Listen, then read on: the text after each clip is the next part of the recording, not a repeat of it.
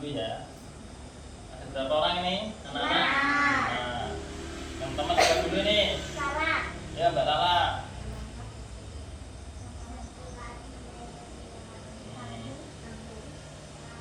Terus yang kedua, Mbak Iza. Panggilannya Mbak Iza. Terus yang ketiga, oke, yang keempat, panggilannya Salwa. Yang kelima, panggilannya Naila.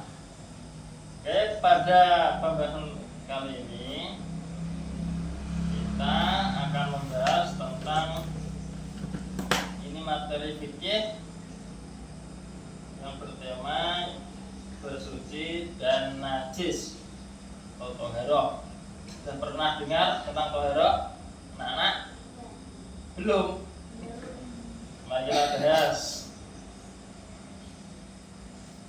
Yang pertama yaitu pengertian najis. Sudah dengar najis ya? Najis. Jadi secara atau istilah najis itu mempunyai pengertian yaitu sesuatu yang dianggap kotor. Kalau menurut syariat Islam dan dapat menghalangi sahnya ibadah, terutama tentang halnya sholat. Jadi sebelum sholat kita harus suci dari najis dulu. Intinya najis itu perkara yang menjijikkan, yang bisa mencegah kemaslahatannya atau kesahannya. Contohnya seperti apa? Luna. Yang najis seperti najis kotoran ayam, terus air kan kencing, terus bangkai, terus darah. Jadi semuanya itu hukumnya najis. Jadi kalau kita mau sholat kok terkena hal tersebut, darah atau bangkai, yang lain kotoran, itu harus disucikan terlebih dahulu sebelum melakukan sholat. Kemudian yang kedua tentang macam-macam najis. Macam-macam najis. Jadi dalam fikih najis itu dibagi menjadi 3. Pernah mendengar? Mbak Luna? Mbak Salwa? Najis dibagi menjadi 3. Yang pertama yaitu najis mukhafafah. Mukhafafah yaitu atau dalam artian najis yang ringan. Mukhafafah itu artinya ringan. Kalau diwarnai ringan. Lah, najis mukhafafah apa contohnya najis mukhafafah itu? Seperti apa? Ayo. Ada yang tahu? Air kencing itu lausito. Hampir benar. Najis mukhafafah yaitu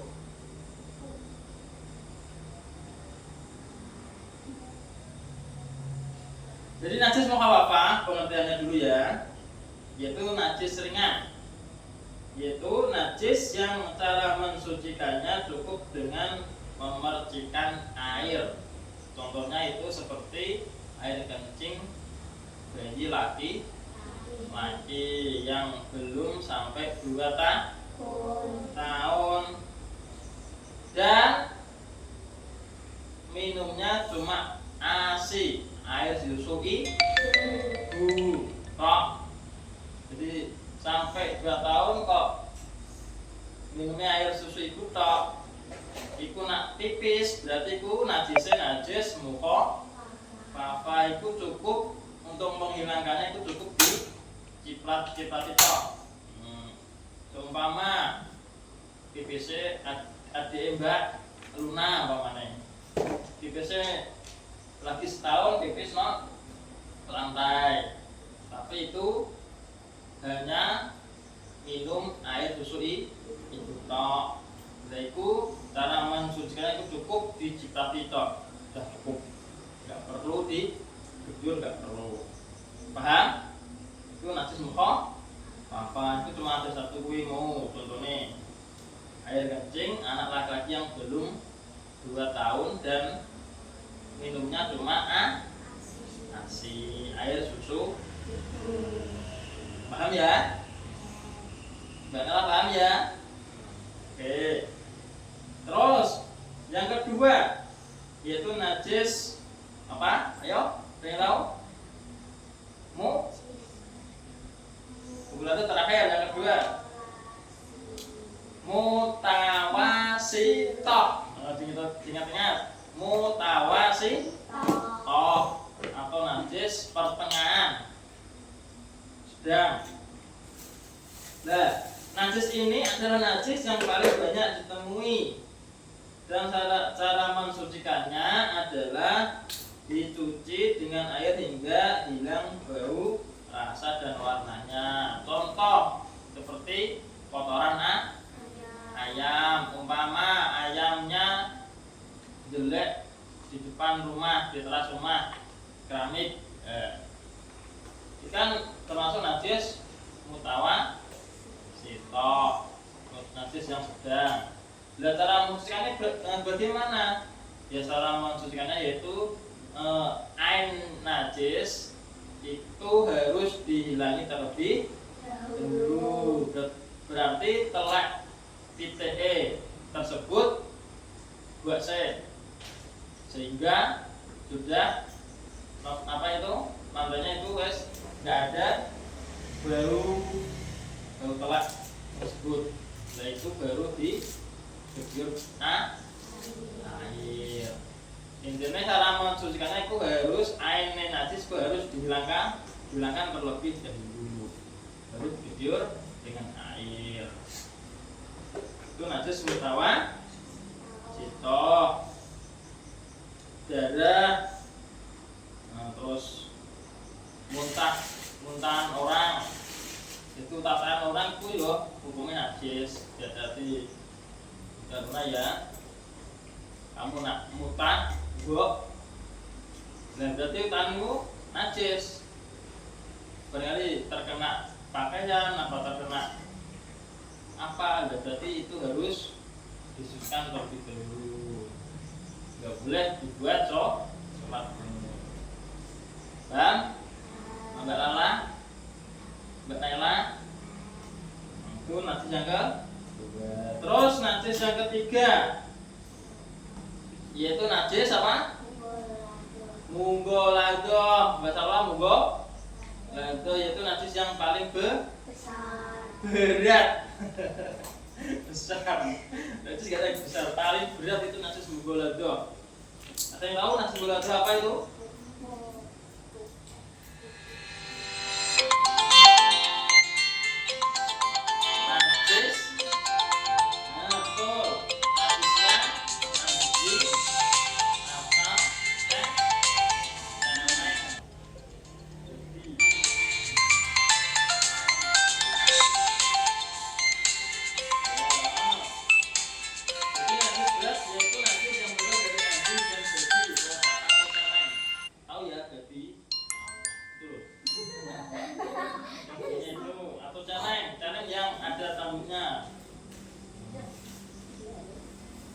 Itu sama saja, itu berarti calengku saudara. Itu sama najis atau anjing. Nah, kemudian cara mensucikan bagaimana? Ada yang tahu? Nanti mulai cara mensucikan gimana Mbak Luna? Nela? Hah?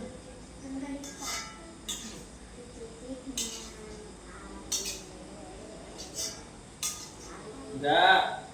Jadi cara mensucikan najis munggolado yaitu dengan dicuci sebanyak 7 kali.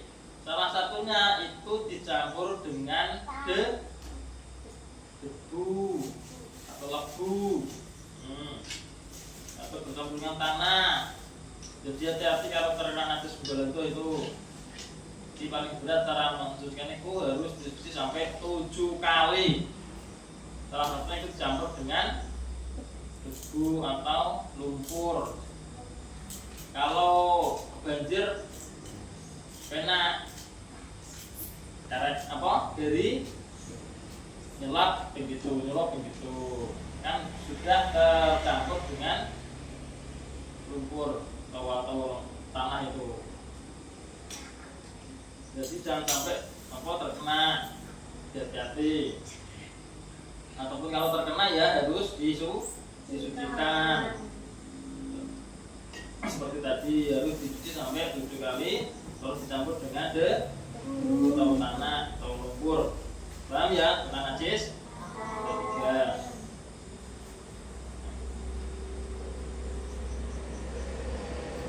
Kemudian cara mensucikan najis. Yang pertama, mensucikan najis ringan, cukup memasukkan air pada bagian yang terkena najis. Seperti tadi, bayi laki-laki yang belum umur 2 tahun dan masih minum ASI, itu pentingnya cukup diciprati tok, diciprati. Kemudian yang kedua, mensucikan najis sedang, disiram air pada bagian yang terkena najis sampai sifatnya baunya sudah hilang. Dan yang ketiga, najis berat atau masuk itu ambil air terus dicampur tanah sekali, kemudian sampai 7 kali. Ya. Itu tentang najis ada 3. Sudah paham ya? Sudah paham? Bisa? Oke, saya lanjutkan. Kemudian poin yang selanjutnya yaitu pentingnya bersuci dari najis. Poinnya yaitu sebagai bentuk ketaatan kepada Allah, terus menjaga kebersihan diri dan lingkungan, kemudian agar ibadah seperti sholat menjadi sah, kemudian menjaga tubuh dari penyakit. Terus kan kalau nanti kan ada bakteri yang menempel. Selanjutnya contoh najis dalam kehidupan sehari-hari, ini sudah kita alami mesti. Yang pertama yaitu contohnya kotoran ayam di halaman rumah. Pernah gak? Luna, sawah, Reza, punya ayam ya, Lala. Nela punya ayam enggak? Enggak punya. Yang punya ayam mesti tahu, mesti pernah kotoran ayam yang di halaman rumah. Kemudian kencing kucing pada lantai. Najis dulu.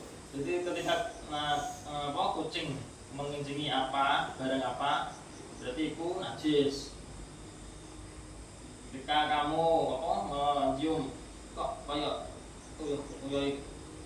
kucing, berarti ini najis di barang tersebut. Ya, barunya ya. Tapi biasanya ini mengencingi kucing ini. Kucing apa? Kain, tumbal kain, sembarang dikencingi kena kucing ini. Terus mulai darah dimakan setelah terluka, wabah, keplatok, peso atau kecelakaan, jatuh. Nah itu duit najis. Terus semua darah hukumnya berarti semua najis. Nah itu harus dicucikan dulu. Terus bangkai hewan kecil seperti tikus, bangkai tikus, pitik, terus kucing, itu najis. Ataupun hewan yang yang halal dimakan dagingnya, contohnya ayam, kambing, sapi, kerbau, unta. Kok kalau menjadikan kayak tetap hukumnya najis, nggak boleh. Dan sekali mencoba untuk dimakan.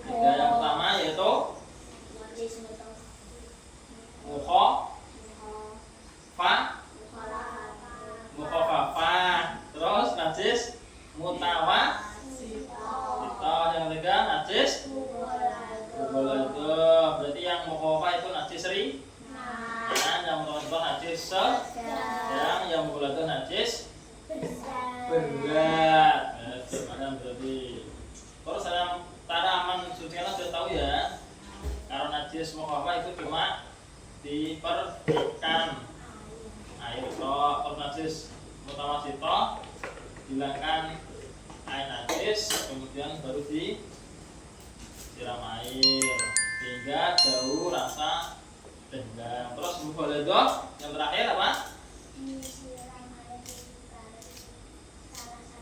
Dicampur dengan tanah atau debu. Oke, sudah paham berarti.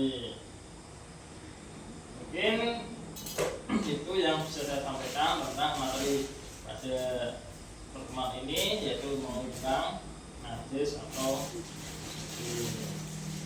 kiranya sudah cukup. Saya akhiri. Assalamualaikum warahmatullahi wabarakatuh.